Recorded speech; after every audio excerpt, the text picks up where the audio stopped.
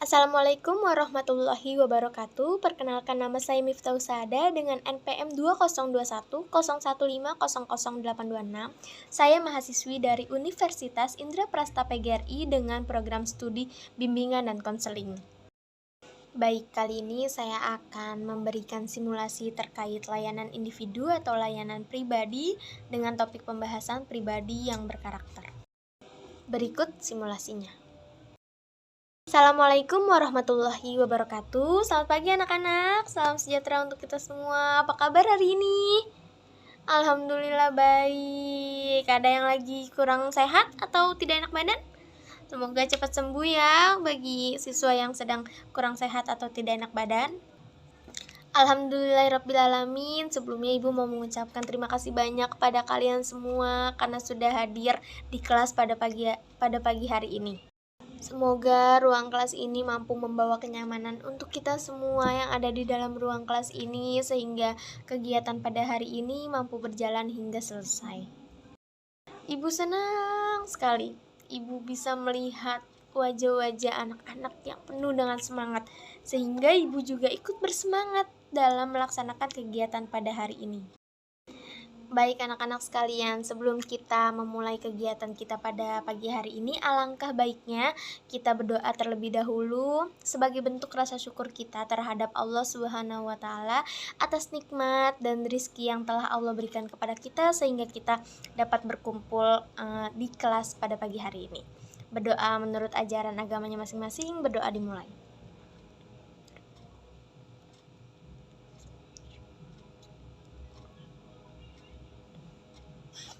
Berdoa selesai. Baik anak-anak, sebelum kita masuk ke dalam topik utama pada kegiatan hari ini, sebelumnya Ibu ingin memberi informasi terkait layanan pribadi. Jadi, layanan pribadi itu adalah layanan bimbingan yang diberikan kepada siswa untuk menemukan dan mengembangkan dirinya sehingga menjadi pribadi yang mantap dan mandiri serta mampu mengoptimalkan potensi yang dimiliki.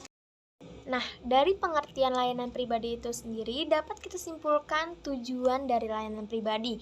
Jadi tujuannya itu untuk membantu siswa menemukan dan mengembangkan pribadinya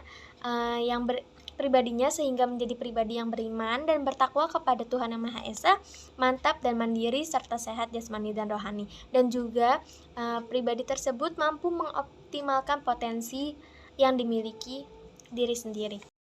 Berikut penjelasan singkat dari Ibu terkait tentang layanan pribadi. Selanjutnya kita akan masuk ke dalam topik pembahasan kita yang utama.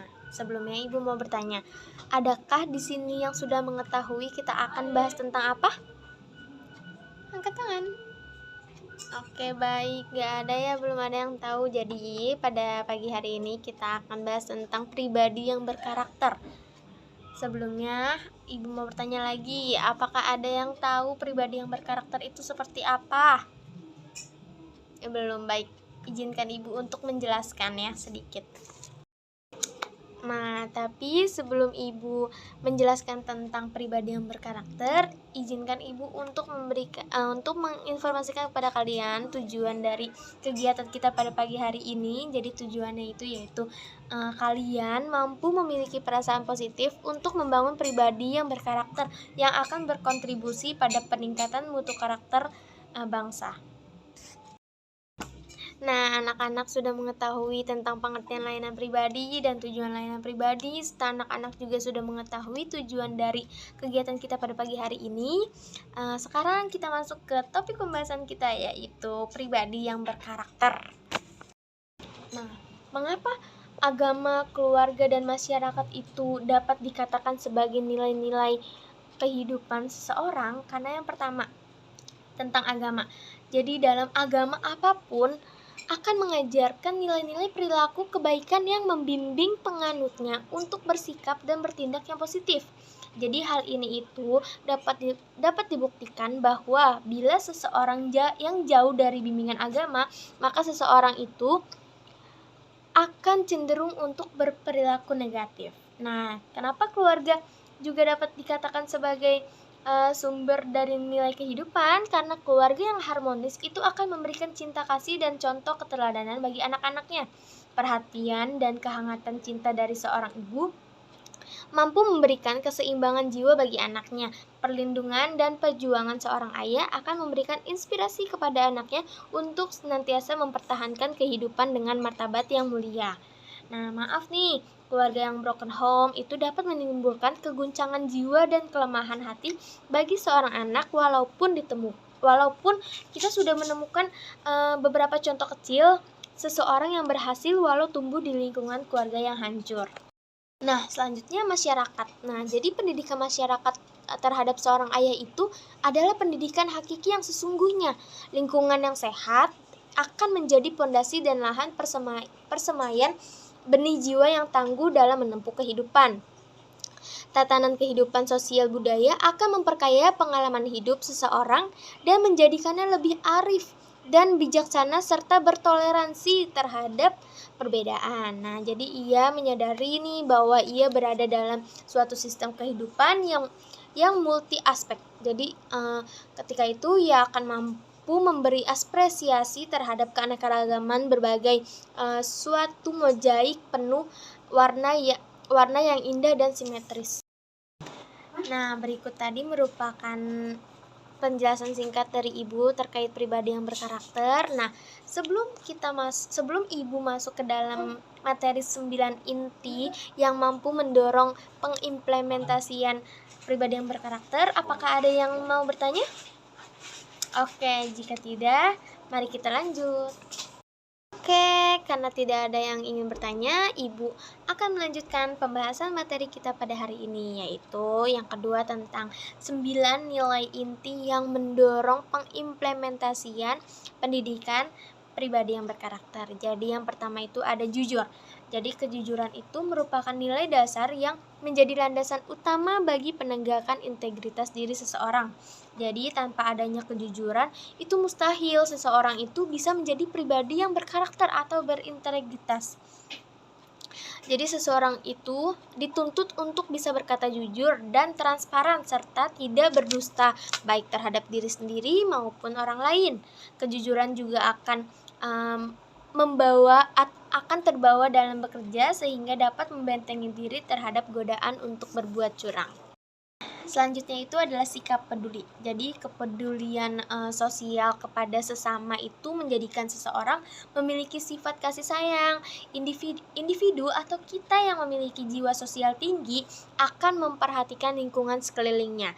Jadi di mana itu masih terdapat banyak orang yang kurang mampu, menderita, dan membutuhkan bantuan.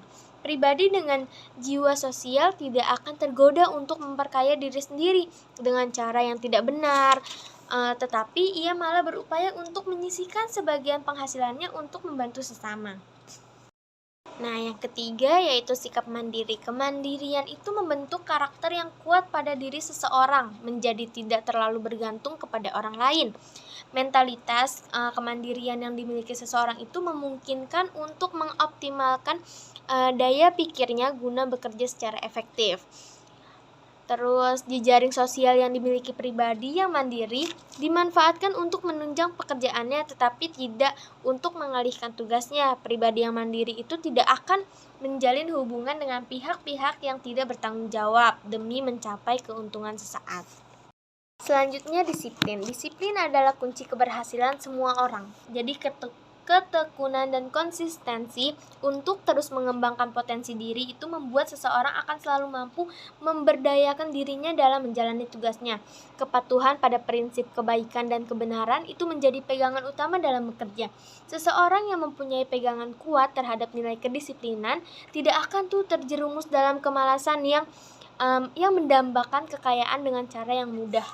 Kelima itu ada tanggung jawab. Jadi pribadi yang utuh dan mengenal diri dengan baik akan menyadari bahwa keberadaan dirinya itu di muka bumi adalah untuk melakukan perbuatan baik demi kemaslahatan sesama manusia.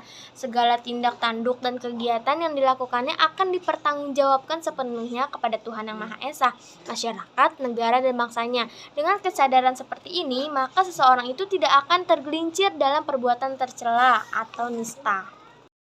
Nah, selanjutnya itu ada kerja keras. Perbedaan nyata akan jelas terlihat antara seseorang yang mempunyai etos kerja dengan yang tidak memilikinya.